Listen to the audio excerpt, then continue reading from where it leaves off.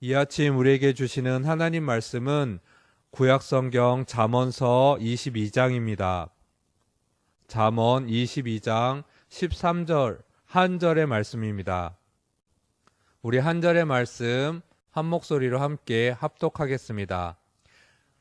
게으른 자는 말하기를 사자가 밖에 있은즉 내가 나가면 거리에서 찢기겠다 하느니라. 아멘. 여러분, 예수님은 어린아이와 같이 하나님의 나라를 순전한 마음으로 받드는 자가 천국에 합당한 사람이라고 제자들에게 가르치셨습니다.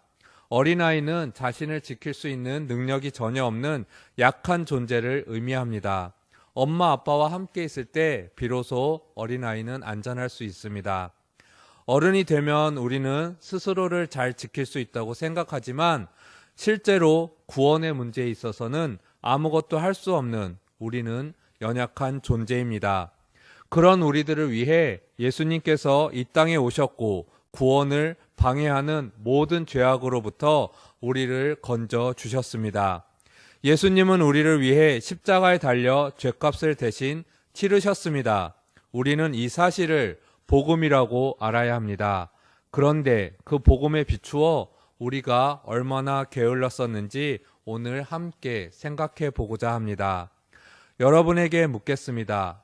정말 여러분은 예수님께서 값 없이 주신 그 은혜에 감사하며 살고 계신가요? 하나님 나라의 주인이신 예수님을 내 마음속으로 받아들이며 살고 계신가요? 그렇지 않고 예수님을 믿는다고 하면서 자기 자신을 더 의지하며 살고 계시진 않으신가요? 여러분들의 아들과 딸, 손자, 손녀들, 요즘 우리 청소년들의 삶은 너무나 팍팍합니다. 바로 입시 괴물 때문입니다. 이렇게 여러분들의 아들과 딸, 손자, 손녀들이 밤낮으로 학교와 학원을 다니고 공부와 씨름하고 애쓰지만 결국 1등은 단 한 명뿐입니다. 요한복음 5장 2절에 보면 베네스다라는 연못이 나옵니다. 베네스다는 우리말로 은혜의 집이라는 뜻입니다. 그 뜻대로 하나님의 은혜와 자비가 넘쳐나 사람들을 살리는 연못으로 유명했습니다. 그래서 요한복음 5장 3절 상반절을 보면 이런 사람들이 모여들었습니다. 그 안에 많은 병자, 맹인, 다리 저는 사람, 혈기 마른 사람들이 누워 많은 아픈 사람들이 그 연못에 은혜를 받기 위해 몰려들었습니다. 그리고 베네스다 연못에 대해 성경은 이렇게 기록하고 있습니다. 3절 하반절과 4절을 제가 읽어드리겠습니다. 물의 움직임을 기다리니 이는 천사가 가끔 못에 내려와 물을 움직이게 하는데 움직인 후에 먼저 들어가는 자는 어떤 병에 걸렸든지 낫게 되밀어라. 천사가 가끔 내려와 연못에 물을 움직이게 한다고 합니다. 여기서 물이 움직인다는 것은 소용돌이 친다는 것을 말합니다. 물이 소용돌이 치기 시작할 때 가장 먼저 연못에 들어가는 처음 단 한 사람, 그 사람은 어떤 병에 걸렸든지 완전히 낫게 된다는 이야기입니다. 그런데 그곳에 38년 된 병자가 있었습니다. 요한복음 5장 5절입니다. 거기 38폐 된 병자가 있더라. 여러분, 38년 동안 베네스다 연못 곁에 있던 그 사람, 그는 38년 동안 단 한 번도 1등을 하지 못했다는 것입니다. 세상의 기준으로 보면 그는 실패자입니다. 1등을 하지 못했기 때문입니다. 이런 세상의 관점에서 보면 지금 이 자리에 있는 저나 여러분들 역시 단 한 사람만 승리자이고 나머지는 실패자가 된다는 것입니다. 그런데 오늘 예수님은 그런 은혜의 집이라는 베네스다 연못의 이야기를 한마디의 말씀으로 뒤집고 38년 된 병자를 치료해 주십니다. 바로 이 말씀으로 말입니다. 내가 낫고자 하느냐? 예수께서 이르시되 일어나 내 자리를 들고 걸어가라 하시니. 아멘. 여러분, 학교 성적이 1등이라고 내 삶도 1등이 되지는 않습니다. 우리를 진정한 승리의 길로 이끄실 수 있는 분은 오직 예수님 단 한 분뿐입니다. 이 사실을 어린아이 같이 순전하게 받아들이는 자가 바로 하나님 나라에 합당한 사람입니다. 그런데 우리는 어떻습니까? 오늘 본문 잠언 22장 13절을 같이 다시 읽겠습니다. 게으른 자는 말하기를 사자가 밖에 있은즉 내가 나가면 거리에서 찢기겠다 하느니라. 아멘. 마치 오늘 본문에 나와 있는 게으른 자와 같은 모습이 바로 나의 모습은 아닙니까? 게으른 자는 항상 핑계를 댑니다. 있지도 않은 사자가 밖에 있다고 말하며 그리스도인으로서 하나님의 말씀을 듣고 그 말씀대로 실천해 나가야 하는 사명을 등한시하고 있진 않습니까? 하나님과의 관계에 있어서 이 핑계 저 핑계 대는 우리의 모습을 그대로 보여주는 말씀으로 다가옵니다.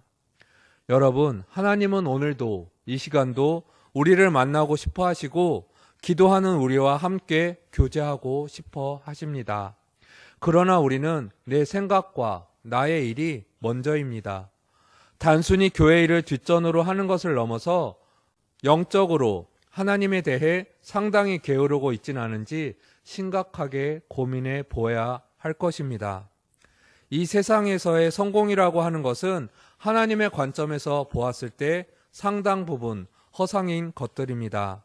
그것이 오늘 잠언 말씀 속에 있는 있지도 않은 사자 핑계와 같은 것입니다. 교회 안에서 감당하고 세상 속으로 나아가 자신이 감당해야 하는 일들, 즉 하나님을 만나 영적인 호흡을 하며 참된 그분의 자녀로 살아가야 함에도 우리는 나의 일을 핑계로 하나님 만나는 것을 뒤로 미룹니다.